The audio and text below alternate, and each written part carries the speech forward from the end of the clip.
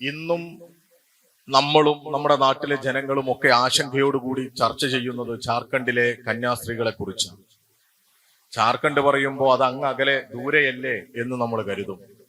പക്ഷെ നമ്മുടെ നാട്ടിൽ ഒളവണ്ണയിൽ ഇങ്ങനെ ഒരു സംഭവം ഉണ്ടായിട്ടുണ്ടല്ലേ. ശാരുതി പ്രസിഡന്റായ ഒളവണ്ണയിൽ ശാരുതിയൊക്കെ വരുന്നതിന്റെ മുമ്പ് ഇതുപോലെ ഒരു പ്രയാസകരമായ സാഹചര്യം ഉണ്ടായപ്പോ ഇവിടെയുള്ള ഈ വെള്ളക്കൊടിയുടെ പ്രസ്ഥാനം പറഞ്ഞു, ഇത് ഉത്തരേന്ത്യയല്ല, ഇത് കേരളമാണ്, കോഴിക്കോടാണ്, ഒളവണ്ണയാണ്, ഞങ്ങളുണ്ട് ഈ നാട്ടിൽ. ഒരു മത വർഗീയവാദികൾക്കും ഈ നാട്ടിൽ അപകടകരമായ രാഷ്ട്രീയം കളിക്കാൻ ഞങ്ങൾ അനുവദിക്കില്ല എന്ന് ഇവിടെ നമ്മൾ പ്രഖ്യാപിച്ചിരുന്നു. പക്ഷെ ഇന്ന് നമ്മുടെ രാജ്യത്തുടനീളം അധികാരമുള്ള വർഗീയത ഏറ്റവും ഭീകരമായി ഈ നാട്ടിനകത്ത് വർഗീയത പറഞ്ഞും പ്രവർത്തിച്ചും കൊണ്ടേയിരിക്കുക തീവ്രമായ രീതിയിൽ. ഇപ്പൊ കന്യാസ്ത്രീകളെ സംബന്ധിച്ച് നമുക്കൊക്കെ അറിയാം, അവരിങ്ങനെ അവരുടേതായ മതപ്രവർത്തനവും മറ്റുമായിട്ട് നടക്കുക. അതിനോട് ആർക്കും ഒരു അപകടമുണ്ട് എന്ന് നമ്മൾ ആരും കരുതുന്നില്ല. അവർ പ്രവർത്തിക്കുന്ന മേഖല ജാർഖണ്ഡിലാണെങ്കിൽ ഞങ്ങൾ ഇതിനു മുൻപ് ഒരു 2 മാസം മുൻപ് ഇതേ അവസ്ഥ ഉണ്ടായപ്പോ ആ അച്ഛനെ കാണാൻ, അച്ഛന്റെ കുടുംബത്തെ കാണാൻ തൃശ്ശൂരിൽ പോയിരുന്നു ഞാനും. ആദിവാസി മേഖലകളിലാണ് ഇവരിടപെടുന്നത്. അവിടെ ഭക്ഷണമില്ലാത്ത, തൊഴിലില്ലാത്ത, വിദ്യാഭ്യാസമില്ലാത്തവരുടെ ഇടയിൽ പ്രവർത്തിക്കുകയാണ് ഇവര്. അവരുടെ ആരോഗ്യ രംഗത്ത്, അവരുടെ വിദ്യാഭ്യാസ രംഗത്തൊക്കെ ഇടപെട്ടുകൊണ്ടിരിക്കുക. അവരുടേതായ രീതിയിൽ പ്രവർത്തിക്കുക. മതം പ്രചരണം നടത്താൻ പറ്റില്ല, മതപ്രവർത്തനം നടത്താൻ പറ്റില്ല എന്ന് ഇന്ത്യൻ ഭരണഘടന എവിടെയും പറഞ്ഞിട്ടില്ല. മതത്തിൽ വിശ്വസിക്കാനും അത് പ്രചരിപ്പിക്കാനും ഒക്കെയുള്ള അവകാശം ആർക്കുണ്ട്. മതം ഇല്ലാതെ ജീവിക്കാനുള്ള അവകാശമുണ്ട് ഇവിടെ. ആ അവകാശത്തെയും സ്വാതന്ത്ര്യത്തെയും എല്ലാം ചോദ്യം ചെയ്തുകൊണ്ട് ഭരണത്തിലിരിക്കുന്ന രാഷ്ട്രീയ പ്രസ്ഥാനം അതിന്റെ ഒത്താശയോടുകൂടി രാജ്യത്ത് പ്രവർത്തിക്കുമ്പോ അത് കണ്ടില്ലെന്ന് നടിക്കാൻ ഈ രാജ്യത്തെ മതനിരപേക്ഷ വിശ്വാസികൾക്ക് സാധിക്കില്ല എന്നുള്ളത് തന്നെയാണ് ഡിവൈഎഫ്ഐ പ്രഖ്യാപിക്കുന്നത്. കഴിഞ്ഞ ദിവസം ഡിവൈഎഫ്ഐയുടെ അഖിലേന്ത്യാ പ്രസിഡന്റ് ഉൾപ്പെടെയുള്ള സംഘം, എംപിമാരുടെ ഇടതുപക്ഷ അംഗങ്ങളുടെ സംഘം ജാർഖണ്ഡിലേക്ക് പോയി. നമ്മൾ കണ്ടു. അവരെ ഒന്ന് കാണാൻ പോലും അനുവദിക്കാത്ത തരത്തിലേക്ക് വല്ലാത്ത രീതിയിൽ പ്രചരണ പ്രവർത്തനം നടത്തുക ഇവര്. എന്നാൽ ഇതേ സമയത്ത് നോക്കൂ നിങ്ങൾ, ഇതിന്റെ ഒരു വിരോധാഭാസം നമ്മുടെ നാട്ടിൽ കേരളത്തിന്റെ ഒരു സാമൂഹ്യ പശ്ചാത്തലം നമുക്കറിയാം. ഇവിടെ ഇരു ന്യൂനപക്ഷങ്ങൾ കൂട്ടുമ്പോ മുസ്ലിം അതുപോലെ തന്നെ ക്രിസ്ത്യൻ വിഭാഗമൊക്കെ കൂട്ടുമ്പോ അത്യാവശ്യം നല്ലൊരു ശതമാനത്തിലെത്തും. ഈ ജനാധിപത്യ സംവിധാനത്തിൽ അവരുടെ വോട്ട് നിർണായകമാണോ, കേരളത്തിൽ പ്രത്യേകിച്ച്. അപ്പൊ കേരളത്തിലെത്തുമ്പോ ഈ ഭരണകക്ഷി എന്ന് പറയുന്ന ബിജെപിയും സംഘപരിവാരും ക്രിസ്മസ് വന്നാൽ, ന്യൂ ഇയർ വന്നാൽ കേക്കുമായി ഈ അരമനകളിലേക്ക് പോവുക. അപ്പൊ എന്താ ഇവരുടെ പ്രശ്നം തെരഞ്ഞെടുപ്പും രാഷ്ട്രീയവും വോട്ടുമാണ്. എന്നാൽ ഈ പറയുന്ന ഉത്തരേന്ത്യൻ സംസ്ഥാനങ്ങളിൽ തീവ്രമായി വർഗീയത പറഞ്ഞാൽ, ആളുകളെ ഇറക്കി വിട്ടാൽ, ബോധപൂർവമായി ധ്രുവീകരണത്തിന് നേതൃത്വം കൊടുത്താൽ, രാഷ്ട്രീയമായ ധ്രുവീകരണം ഉണ്ടാകുമ്പോ അതിലൂടെ തങ്ങളുടെ അധികാരം ഉറപ്പിച്ചു നിർത്താം എന്ന് തന്നെയായി ഇവർ വിശ്വസിക്കുന്നത്. നമ്മുടെ നാട്ടിൽ ബാബരി മസ്ജിദ് തകർത്തെടുത്ത് അവിടെ രാമക്ഷേത്രം പണിയുന്ന സാഹചര്യം നമുക്ക് ഏവർക്കും അറിയാം. നേരത്തെ സംഘപരിവാർ നമ്മുടെ രാജ്യത്ത് വിളിച്ച മുദ്രാവാക്യം ബാബരി മസ്ജിദ് തകർക്കണം എന്നായിരുന്നെങ്കിൽ, ബാബരി മസ്ജിദ് തകർത്തതിനു ശേഷം ഇവർ പറയുന്നത് അവിടെ രാമക്ഷേത്രം നിർമ്മിക്കണം എന്നുള്ളതാണ്. അതൊരു നോവാണ് എന്ന് പറഞ്ഞ ഈ രാജ്യത്തുടനീളം സംഘപരിവാറുകാർ അവരുടെ പ്രചരണ പ്രവർത്തനങ്ങൾക്ക് നേതൃത്വം കൊടുത്തു. അവിടെ രാമക്ഷേത്രം നിർമ്മിച്ചു. അതിനുശേഷം ഇവർ പറയുന്നത് എന്താ? മധുര കാശി ബാക്കി ഹേ. അതാ പറയുന്നത്. ഈ രാമക്ഷേത്രം നിർമ്മിച്ചു എന്നതിൽ അവസാനിപ്പിച്ചിട്ടില്ല. വീണ്ടും അടുത്ത പള്ളി തേടി പോവുകയാണ്. എന്തിനാണ് ഇങ്ങനെ മറ്റു മതസ്ഥരുടെ ആരാധനാലയങ്ങൾ തേടിപ്പിടിച്ച് അത് ആക്രമിക്കുകയും അത് തകർക്കുകയും ചെയ്യുന്നതിന് ഈ സംഘപരിവാർ നേതൃത്വം കൊടുക്കുന്നത്? ഒറ്റ ഉത്തരമേ ഉള്ളൂ, പ്യുവർലി പൊളിറ്റിക്സ്. മഹാത്മാഗാന്ധിയെ കൊന്നത് എന്തിനായിരുന്നു? ഈ ബാബരി മസ്ജിദ് തകർത്തത് എന്തിനായിരുന്നു എന്ന് ചോദിച്ചാൽ എല്ലാം ഇവരുടെ രാഷ്ട്രീയ താല്പര്യത്തിന് വേണ്ടി തന്നെയാണ്. ആ രാഷ്ട്രീയ താല്പര്യം ഈ രാജ്യത്ത് അവർക്ക് സംരക്ഷിച്ചു നിർത്തുന്നതിന് വേണ്ടി തന്നെയാണ് അവർ ഈ അക്രമത്തിലേക്ക് ഈ വർഗീയത പറഞ്ഞു കൊണ്ടുപോകുന്നത്. ഈ നാടിനെ വിഭജിക്കുകയാണ്. ഈ നാടിനെ വിഭജിച്ചുകൊണ്ട് തങ്ങളുടെ രാഷ്ട്രീയ താല്പര്യം സംരക്ഷിക്കുക എന്നുള്ള നിലപാടാണ് ഇവർ സ്വീകരിക്കുന്നത്. ആ സമയത്ത് അങ്ങനെ നോക്കി നിന്ന് അതെല്ലാം അനുവദിച്ചു കൊടുക്കുന്ന ഒരു സംവിധാനത്തിലേക്ക് ഞങ്ങൾ ഒരു കാലത്തും പോകാറില്ല. എല്ലാ കാലത്തും തെളിമയുള്ള മതനിരപേക്ഷത ഉയർത്തിപ്പിടിച്ച് മാനവികതയുടെ മുദ്രാവാക്യം വിളിച്ച് മുന്നോട്ട് പോകുന്നവരാണ് ഡിവൈഎഫ്ഐ. അത് ഒളവണ്ണയിലായാലും ഇന്ത്യയിൽ എവിടെയായാലും കാശ്മീരിലായാലും കന്യാകുമാരിയിലായാലും ഡിവൈഎഫ്ഐ ഉള്ളിടത്തെല്ലാം ഡിവൈഎഫ്ഐ മതനിരപേക്ഷതയുടെ കൊടി ഉയർത്തിപ്പിടിക്കും. എല്ലാ വിഭാഗം ജനങ്ങളെയും ചേർത്തു നിർത്താൻ ആവശ്യമായ പരിശ്രമത്തിന് ഞങ്ങൾ നേതൃത്വം കൊടുക്കും. അത് തന്നെയാണ് എല്ലായിടത്തും ഞങ്ങൾ പറയുന്നത്. എന്നാൽ നമ്മുടെ രാജ്യത്ത് മുഖ്യ പ്രതിപക്ഷം എന്ന് പറയുന്ന കോൺഗ്രസ് ഒക്കെ നിർഭാഗ്യകരമെന്ന് പറയട്ടെ, ഈ ജാർഖണ്ഡിൽ തന്നെ ഈ സംഭവത്തിലേക്ക് എത്തുന്ന ഈ മതപരിവർത്തന നിരോധന നിയമം ഉൾപ്പെടെ നടപ്പിലാക്കുന്നിടത്ത് ആരുടെ കാലത്താ? ഇവരാണ്.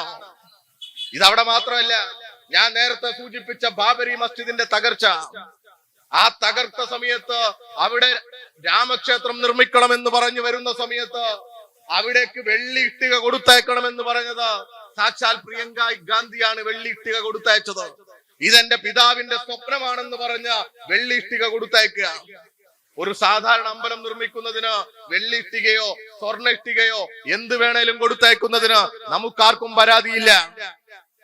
എന്നാൽ ഈ രാജ്യത്തെ മതനിരപേക്ഷതയുടെ തലമണ്ടക്കടിച്ചാണ് ഈ രാജ്യത്ത് രാമക്ഷേത്രം നിർമ്മിച്ചത്.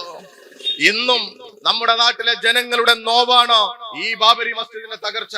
നമ്മുടെ നാട്ടിൽ ഇന്നുമുള്ള ഈ വൈകാരികമായ ഇരുഭാഗത്ത് ചേരിതിരിഞ്ഞ ആളുകൾ സംഘടിപ്പിക്കുന്നതിന് ഒരു കാരണമായിരുന്നു ബാബരി മസ്ജിദിന്റെ തകർച്ച. അത് തകർത്ത് ആ തകർത്തിടത്ത് അമ്പലം പണിയുമ്പോഴാണ് അരുതെന്ന് പറയാൻ ഞങ്ങൾ മുന്നോട്ട് വരുന്നത്. അല്ലാതെ ഈ രാജ്യത്ത് എവിടെയെങ്കിലും അമ്പലം പണിയുന്നതിന് ഞങ്ങൾ ആരും എതിരല്ല. അമ്പലമോ പള്ളിയോ ചർച്ചോ എന്ത് വേണേലും പണിയട്ടെ. ഏതെങ്കിലും വിശ്വാസികൾ ആരാധിക്കുന്ന ആരാധനാലയങ്ങൾ തകർത്തെടുത്ത് മറ്റൊരുത്തന്റെ ആരാധനാലയങ്ങൾ പണിയുമ്പോ അത് ശരിയല്ല എന്നുള്ള നിലപാടാണ് ഞങ്ങൾ പറയുന്നത്. അത് കോടതിയും ആ തരത്തിലുള്ള നിരീക്ഷണങ്ങൾ കണ്ടെത്തിയല്ലോ. ഞാൻ ദീർഘമായി അതിലേക്ക് പോകുന്നില്ല. ബോധപൂർവമായി നമ്മുടെ രാജ്യത്ത് അസ്വസ്ഥതകൾ സൃഷ്ടിക്കുകയാണ്. ഈ അസ്വസ്ഥതകൾ സൃഷ്ടിച്ച് ഇവിടെ ജീവിക്കാൻ പറ്റാത്ത ഇടമാക്കി ഇവര് മാറ്റുക. ഇന്ന് പത്രത്തിൽ നിങ്ങൾ ഒരു വാർത്ത വായിച്ചു കാണും. മലേഗാവിലെ സ്ഫോടനം. മലേഗാവ് എന്ന് പറയുന്നത് മഹാരാഷ്ട്രയിലെ ഒരു പ്രദേശമാണ് ഈ മലേഗാവ്. 2008 അവിടെ ഒരു നോമ്പ് മാസം, റമസാൻ മാസം, മുസ്ലിം മതവിശ്വാസികൾ നോമ്പെടുക്കുന്ന മാസം.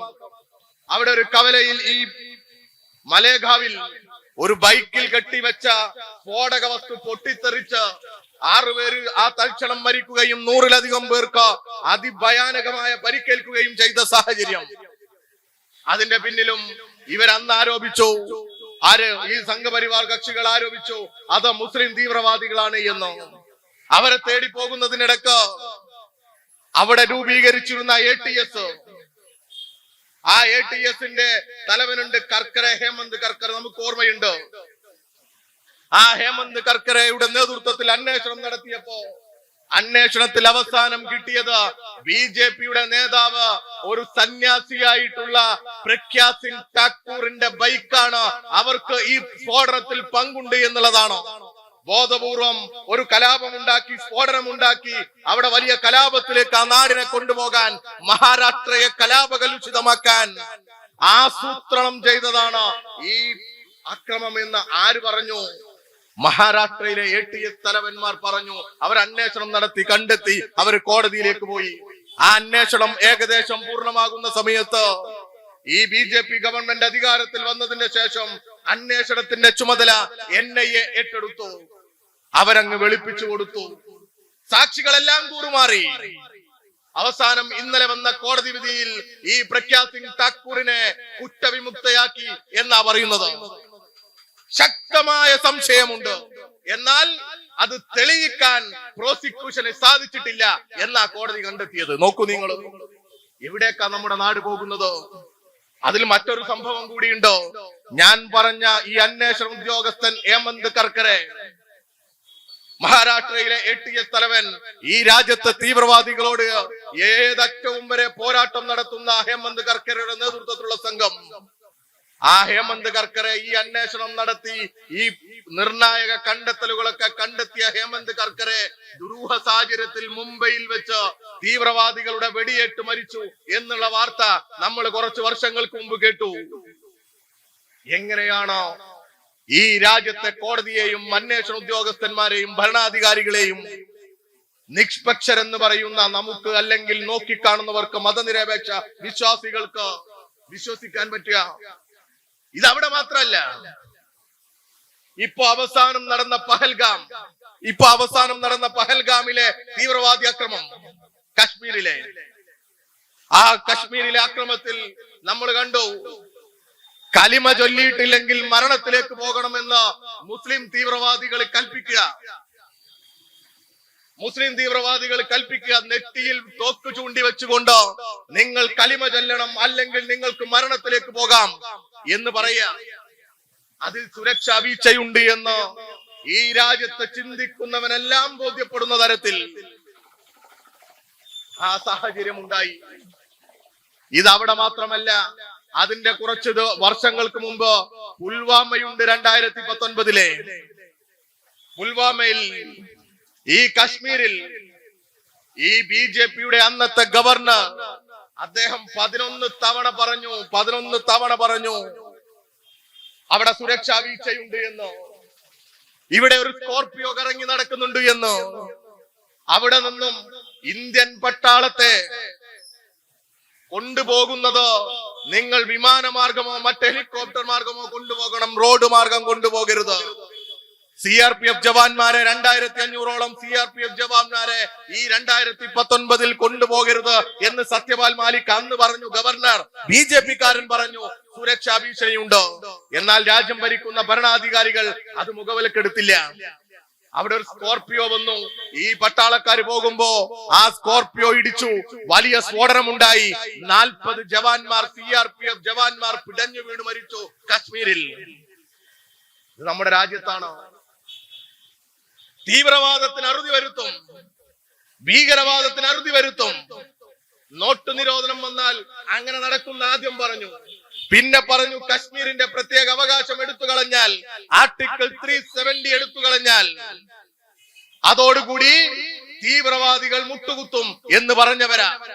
എന്നാൽ ഈ രാജ്യത്തെ സാധാരണ മനുഷ്യന് ഈ ഭരണകൂടത്തിൽ വിശ്വാസമില്ലാത്ത തരത്തിലേക്ക് രാജ്യത്തെ സംഭവവികാസങ്ങൾ വരിക.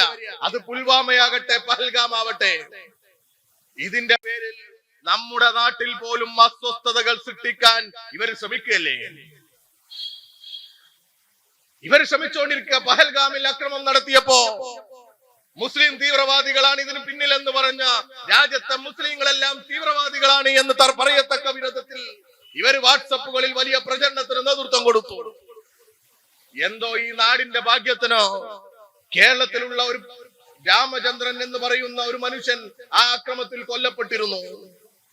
അവരുടെ മകൾ, ആ അക്രമത്തിന് ദൃക്സാക്ഷിയായ മകൾ, അവരന്ന് പറഞ്ഞതാണോ, മുസാഫറും സമീറും ഇല്ലായിരുന്നെങ്കിൽ ഞങ്ങളും പ്രയാസത്തിലായി പോകുമായിരുന്നു. എനിക്ക് എന്റെ അച്ഛൻ നഷ്ടപ്പെട്ടിട്ടുണ്ടെങ്കിൽ എനിക്ക് 2 സഹോദരങ്ങളെ കിട്ടിയിട്ടുണ്ട് കശ്മീരിൽ നിന്ന്. അതൊന്ന് മുസാഫറും മറ്റൊന്ന് സമീറുമാണ്. പറയുന്നത് ആരതിയാണ്? രാമചന്ദ്രന്റെ മകളാണ്. ഈ രാജ്യത്തെ മതനിരപേക്ഷതക്ക് വലിയ സംരക്ഷണം നൽകുന്ന സ്റ്റേറ്റ്മെന്റ് ആയിരുന്നു അന്ന് അവര് നടത്തിയത്. ഈ രാജ്യത്തെ എങ്ങനെയൊക്കെ ധ്രുവീകരണത്തിലേക്ക് കൊണ്ടുപോകാം, എങ്ങനെയെല്ലാം അപകടകരമായ രാഷ്ട്രീയം കൈകാര്യം ചെയ്യാം എന്നാലോചിക്കുകയാണ് സംഘപരിവാർ. ഇതിന്റെ പേരിൽ നമ്മുടെ നാട്ടിലും ഭിന്നതയുണ്ടാക്കാൻ, അക്രമമുണ്ടാക്കാൻ, വലിയ അസ്വസ്ഥതകൾ സൃഷ്ടിക്കാൻ ഇവർ പരിശ്രമിച്ചുകൊണ്ടേയിരിക്കുക. അത് ഏറ്റുപിടിക്കാൻ നമ്മുടെ നാട്ടിലും ചില തീവ്രവാദികൾ, ന്യൂനപക്ഷമായാലും മുസ്ലിം തീവ്രവാദികളായാലും ഒക്കെ ഉണ്ട്. ഇല്ല എന്നൊന്നും പറയാൻ പറ്റില്ല. ചിലരുണ്ട് ബോധപൂർവമായി മതരാഷ്ട്രവാദം മുന്നോട്ട് വെക്കുന്നവർ. RSS വെക്കുന്ന മതരാഷ്ട്രവാദത്തോട് കിടപിടിക്കുന്ന തരത്തിൽ അധികാരമില്ലാത്തവർ, എണ്ണത്തിൽ ചുരുക്കമുള്ളവർ, എന്നാൽ അവരുടെ ചിന്തകളും അവരുടെ എഴുത്തുകളും അവരുടെ സംസാരവും എല്ലാം RSSന് പ്രോത്സാഹനമാകുന്ന തരത്തിലേക്ക് ഉയർത്തിക്കൊണ്ടുവരുന്നുണ്ട്. അവരാണ് ഈ പറയുന്ന SDPI-യും ജമാഅത്തെ ഇസ്ലാമിയും ഒക്കെ. എന്നാൽ നിങ്ങൾ കാണേണ്ടതും അറിയേണ്ടതും നമുക്കൊക്കെ, ഞങ്ങളൊക്കെ പറഞ്ഞുകൊണ്ടിരിക്കുന്നതും ഇവരൊക്കെ ഒരു നാണയത്തിന്റെ ഇരുവശമാണ് എന്നുള്ളതാണ് എളുപ്പത്തിൽ നമുക്ക് മനസ്സിലാക്കാൻ സാധിക്കും. ഞാൻ നേരത്തെ സൂചിപ്പിച്ച കശ്മീർ, ഈ രാജ്യത്ത് വലിയ അക്രമങ്ങൾ നടന്നുകൊണ്ടിരിക്കുന്ന തീവ്രവാദികൾ നോക്കിയിരിക്കുന്ന അപകടകരമായ പല സംഭവങ്ങളും ഉണ്ടായ കശ്മീർ, ആ കശ്മീരിൽ കഴിഞ്ഞ നിയമസഭാ തെരഞ്ഞെടുപ്പിന്റെ സമയത്ത് CPM-ന്റെ കേന്ദ്ര കമ്മിറ്റി അംഗം മുഹമ്മദ് യൂസഫ് തരിഗാമി കശ്മീരിൽ മതനിരപേക്ഷതയ്ക്ക് വേണ്ടി നിരന്തരമായി പോരാട്ടത്തിന് നേതൃത്വം കൊടുക്കുന്ന CPIM-ന്റെ കേന്ദ്ര കമ്മിറ്റി അംഗം മുഹമ്മദ് യൂസഫ് തരിഗാമി അവിടെ കുൽഗാം എന്ന് പറയുന്ന മണ്ഡലത്തിൽ മത്സരിക്കുക. അങ്ങനെ മത്സരിക്കുമ്പോ കുൽഗാമിൽ ആരാണ് ഈ മുഹമ്മദ് യൂസഫ് തരിഗാമിക്ക് എതിരെ മത്സരിച്ചത് എന്നറിയോ? അഹമ്മദ് റൈസ് എന്ന് പറയുന്ന ജമാഅത്തെ ഇസ്ലാമിക്കാരനാണ്. പ്രിയമുള്ളവരെ, DYFI-കാരൻ വെറുതെ ഒന്ന് പറയുന്നതല്ല. ഈ രാജ്യത്തെ സാഹചര്യമാണ്. കുൽഗാമിൽ ഈ ഞങ്ങളുടെ കേന്ദ്ര കമ്മിറ്റി CPM-ന്റെ കേന്ദ്ര കമ്മിറ്റി അംഗത്തിനെ മത്സരിപ്പിച്ച് തോൽപ്പിക്കാൻ ജമാഅത്തെ ഇസ്ലാമിക്കാരൻ രംഗത്ത് വന്നത് ആരുടെ പിന്തുണയിലാണ് എന്ന് മനസ്സിലാക്കുമ്പോഴാണ് ഇതിന്റെ അപകടം മനസ്സിലാവുക. BJP-യുടെ RSS-ന്റെ പിന്തുണയിലാണ് ഈ ജമാഅത്തെ ഇസ്ലാമിക്കാരൻ കശ്മീരിൽ CPM-നെ പരാജയപ്പെടുത്താൻ വരുന്നത്. ഇതിൽ നിന്ന് നമുക്ക് മനസ്സിലാകാം, ഈ പറയുന്ന ജമാഅത്തെ ഇസ്ലാമിക്കാരനും SDPI-കാരനും ഒക്കെ ആഗ്രഹിക്കുന്നത് രാജ്യത്ത് മതനിരപേക്ഷത ഉണ്ടാവരുത്, രാജ്യത്ത് എല്ലാ വിഭാഗം ജനങ്ങളും ഒരുമിച്ച് ജീവിക്കുന്ന സാഹചര്യം ഉണ്ടാകരുത്, ഇവിടെ കലാപം ഉണ്ടാകണം, അക്രമം ഉണ്ടാകണം, അതിലൂടെ ഈ രാജ്യത്ത് അസ്വസ്ഥതകൾ സൃഷ്ടിക്കണം എന്നാഗ്രഹിക്കുന്നവരാണ് ഈ ഭൂരിപക്ഷ തീവ്രവാദികളായാലും ഈ ന്യൂനപക്ഷ തീവ്രവാദികളായാലും. ഇവരെ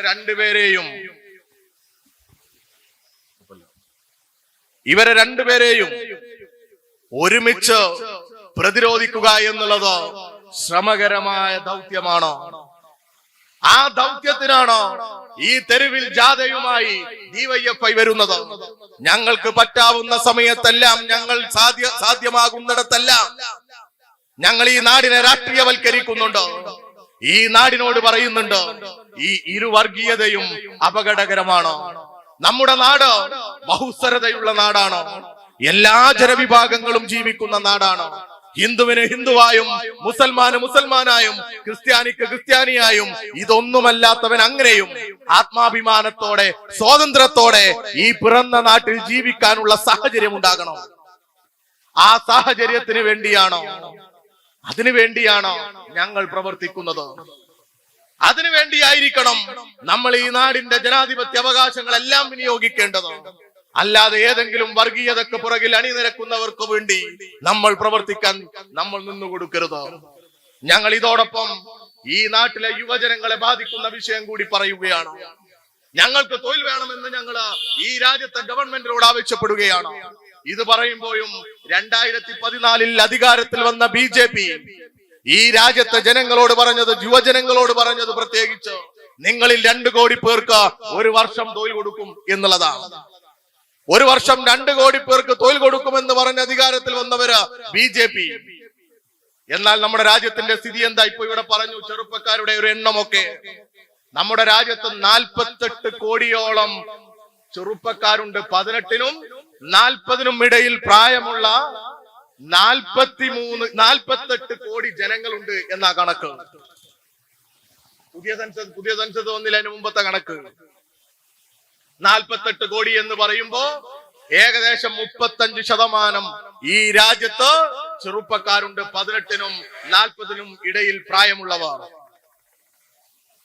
അവർക്കിടയിൽ 8.5% തൊഴിലില്ലായ്മയുണ്ട് എന്നാ കണക്ക്. അതിൽ തന്നെ അൺഎംപ്ലോയ്മെന്റ് ഉണ്ടോ? പഠിച്ച കോഴ്സിനനുസരിച്ച്, തന്റെ വിദ്യാഭ്യാസത്തിനനുസരിച്ച്, താൻ ആഗ്രഹിക്കുന്ന തന്റെ ചെലവിനനുസരിച്ച് എനിക്ക് കിട്ടുന്നില്ല എന്നുള്ളതാ പ്രശ്നം.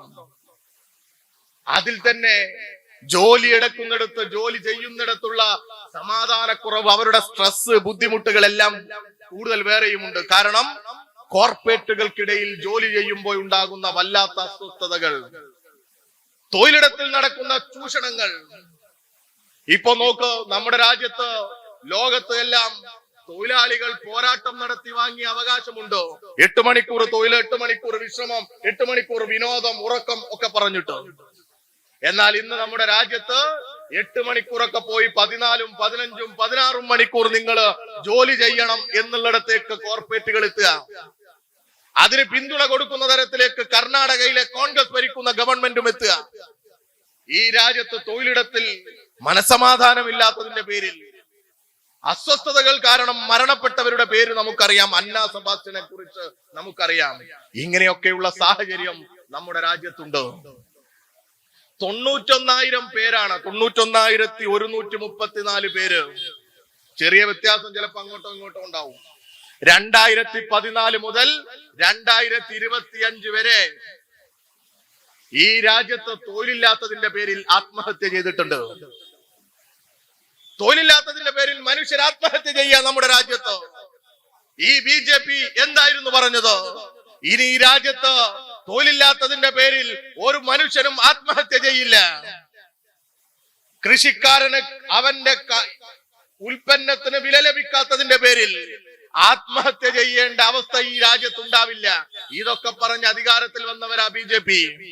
എന്നാൽ കഴിഞ്ഞ ഈ 10 വർഷ കാലയളവിൽ 53,000-ഓളം കർഷകരാണ് ഈ രാജ്യത്ത് ആത്മഹത്യ ചെയ്തത്. 53,000-ഓളം കർഷകർ ആത്മഹത്യ ചെയ്യാണ്.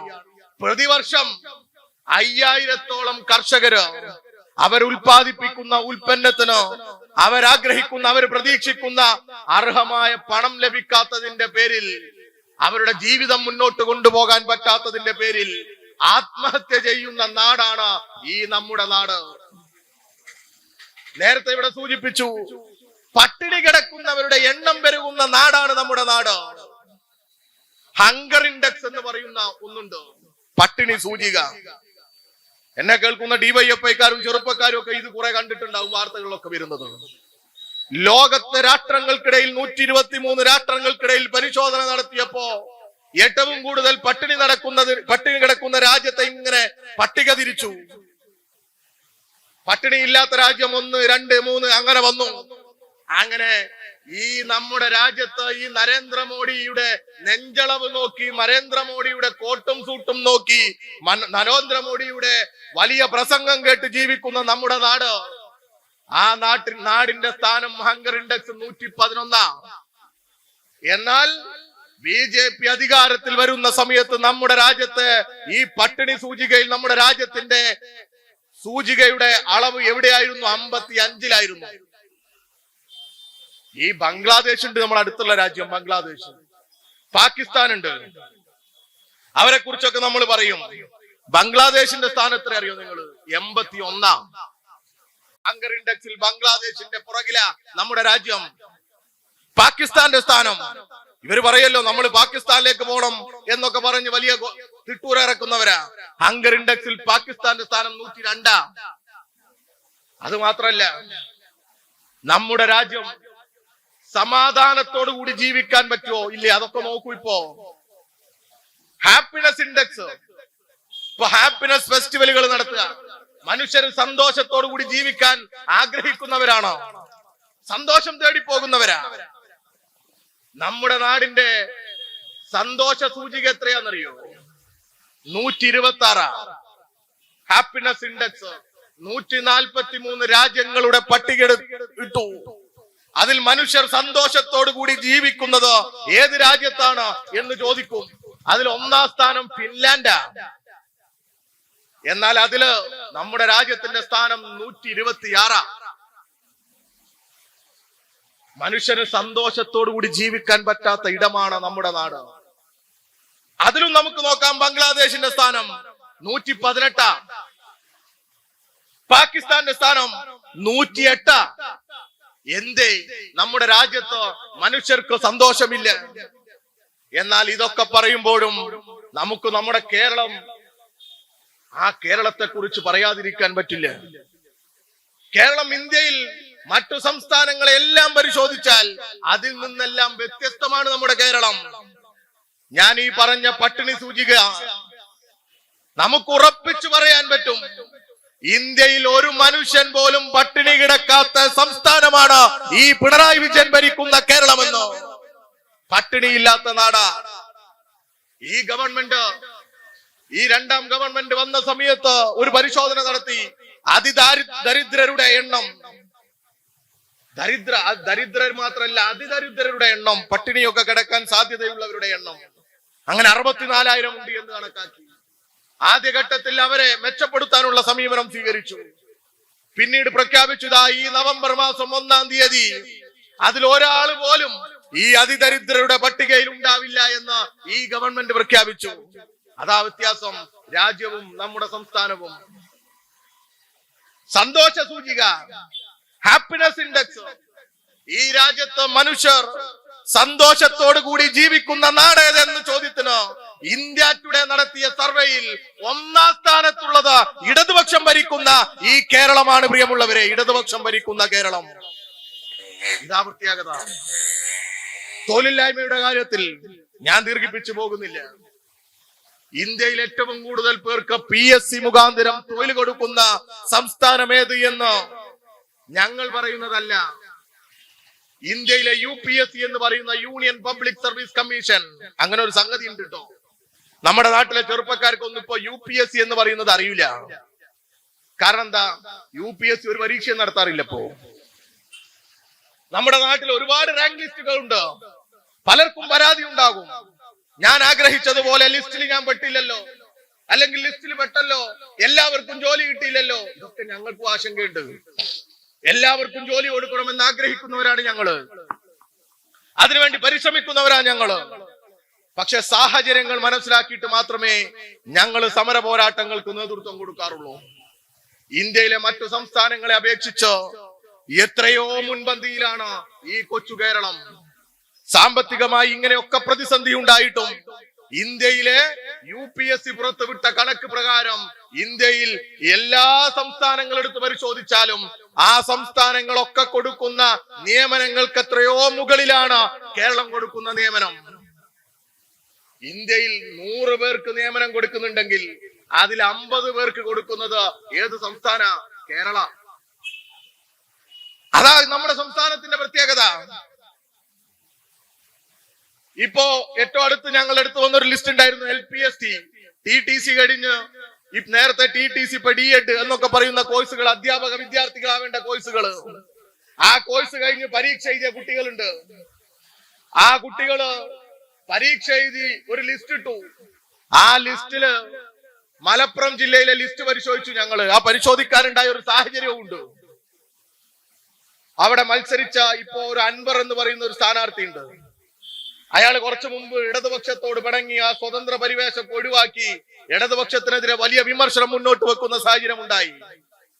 ആ സാഹചര്യത്തിൽ അയാൾ ആദ്യം പറഞ്ഞൊരു കാര്യമുണ്ട്, മലപ്പുറം ജില്ലയിലാണ് പോലീസ് കേസുകൾ കൂടുതൽ.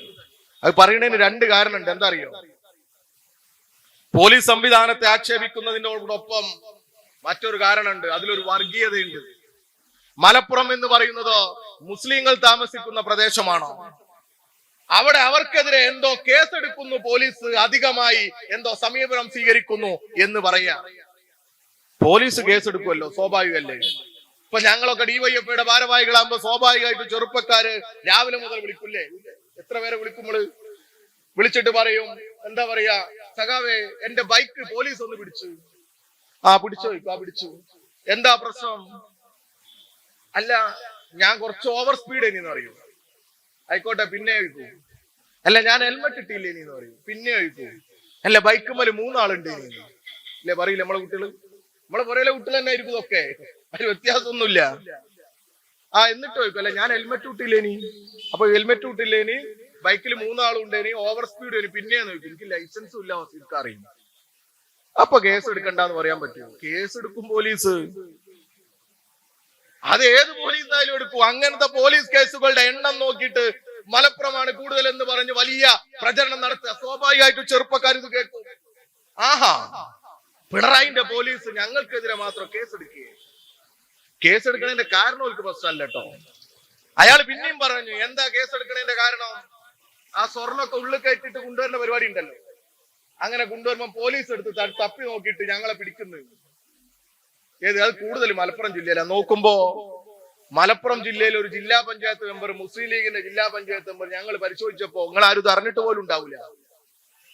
ഒരു ജില്ലാ പഞ്ചായത്ത് മെമ്പർ, മലപ്പുറത്തെ മുസ്ലിം ലീഗിന്റെ തലമുതിർന്ന നേതാവ് എറണാകുളത്തെ പോലീസ് ഈ എയർപോർട്ടിൽ നിന്ന് പോലീസ് പിടിച്ചു. എന്താ സംഭവം? പറയാൻ പറ്റാത്ത സ്ഥലത്ത് സ്വർണം കയറ്റി വെച്ചിട്ട് കൊണ്ടുവന്ന 50 ലക്ഷത്തിന്റെ സ്വർണ്ണ പോലീസിന് പിടിക്കാൻ പറ്റൂല, അറിയാൻ പറ്റൂല. അതിന് ന്യായം പറഞ്ഞുകൊണ്ട് വരിക പോലീസ് മലപ്പുറം ജില്ലയിൽ കേസ് അധികം എടുക്കുന്നുണ്ട്. ഇന്നിപ്പോ മലപ്പുറത്ത് ഡിവൈഎഫ്ഐന്റെ മാർച്ച ജില്ലാ പഞ്ചായത്തിലേക്ക്. എന്തിനാ അറിയോ നിങ്ങള്? ഒരു ജില്ലാ പഞ്ചായത്ത് മെമ്പർ ഒക്കെ നമ്മളെ നാട്ടിലുണ്ടല്ലോ, ജില്ലാ പഞ്ചായത്ത് മെമ്പർമാര്. അയാൾ 1-2 ഉറുപ്പ്യല്ല കേട്ടോ, 32 കോടി രൂപയുടെ തട്ടിപ്പാ നടത്തി. 32 കോടി രൂപ അവിടെ മാർച്ച. അയാളെ പൊന്ന് പോലീസ് പിടിച്ചു. അൻവർ പറയാ അയാളെ വിടണമെന്ന്. പറയാൻ പറ്റുമോ? വിടാൻ പറ്റുമോ? കേസെടുക്കും പോലീസ്. ഞാൻ എന്റെ വിഷയം അതല്ല, ഞാൻ അതൊന്ന് പറഞ്ഞു പോയിന്നേ ഉള്ളൂ. ആ സാഹചര്യത്തിൽ നമ്മൾ അവിടെ ഒരു പരിശോധന നടത്തി. അവിടെ LPST ലിസ്റ്റ് ഉണ്ടായിരുന്നു. 1140 പേരോ മറ്റോ ആ ലിസ്റ്റിലുള്ളത്. അതിന് സപ്ലിമെന്ററി ഉണ്ട്. ഞാനിപ്പോ ഇങ്ങോട്ട് വരുമ്പോഴും കുറച്ച് പേര് വിളിച്ചു കുട്ടികൾ, അതുകൊണ്ടാണ് ഇപ്പൊ ഓർത്ത്. അപ്പൊ ഞാൻ ചോദിച്ചു, മോളെ എത്ര പേർക്ക് നിയമനം കിട്ടി? 1204 പേർക്ക് നിയമനം കിട്ടി എന്നാ അവർ പറഞ്ഞത്. 1204 പേർക്ക് മലപ്പുറം ജില്ലയിൽ മാത്രം LP സ്കൂളിലെ ടീച്ചർമാരാവാൻ, സർക്കാർ സ്കൂളിലെ ടീച്ചർമാരാവാൻ അവസരം കൊടുത്തു ഈ പിണറായി സർക്കാർ. ഏത് കാലത്താ? ഞാൻ വെല്ലുവിളിക്കുക ഈ നാട്ടിലെ മുസ്ലിം ലീഗുകാരനെയും ഈ നാട്ടിലെ കോൺഗ്രസ്സുകാരനെയും യൂത്ത് കോൺഗ്രസ്സുകാരനെയും ഒക്കെ. ഏത് കാലത്താണ് കേരളത്തിൽ ഇത്രയധികം പേർക്ക് നിയമനം കൊടുത്തത്? ഇവര് പലരും പറയും ഡിവൈഎഫ്ഐയുടെ സംസ്ഥാന നേതൃത്വമൊക്കെ ഇപ്പോ ഉറങ്ങാന്നൊക്കെ പറയല്ലേ. ഇടക്കിടക്ക് ഇവര് ഓരെന്നോട് പറയില്ല സ്വയം. നമ്മൾ വേറെ ഒന്നും ചെയ്യില്ല എന്നവരെ ധാരണ. ഇവര് ചെയ്യുന്ന പടി നമ്മൾ എടുക്കൂലല്ലോ, നമുക്ക് അറിയാലോ. ഞങ്ങൾ പിന്നെ മൈക്കെട്ടിയൊന്നും പറയാൻ പറ്റുന്ന സ്വഭാവം അങ്ങനത്തെ സ്വഭാവം ഞങ്ങൾക്ക് ഇല്ലാത്തതുകൊണ്ട് നിങ്ങളെ നേതാക്കന്മാരെ കഥയൊന്നും ഞങ്ങൾ വിളിച്ചറിയില്ല. 1204 പേർക്ക് ഒരു ലിസ്റ്റിലെ പൂർണ്ണമായും ഉള്ള ആളുകൾക്ക് നിയമനം കൊടുത്ത ഒരു സർക്കാരിനെതിരെ ഞങ്ങൾ പിന്നെയും പോയി സമരം നടത്തണം? അല്ല. ഈ രാജ്യത്ത് നിയമനമേ നടത്താത്ത കേന്ദ്ര സർക്കാരിനെതിരെ ഞങ്ങൾ സമരം നടത്തണോ? 3 ലക്ഷത്തിലധികം തസ്തികകൾ ഇന്ത്യൻ റെയിൽവേയിൽ ഒടിഞ്ഞു കിടക്കുന്നു എന്ന് പറയുന്ന ഇന്ത്യൻ റെയിൽവേ ഉണ്ട്.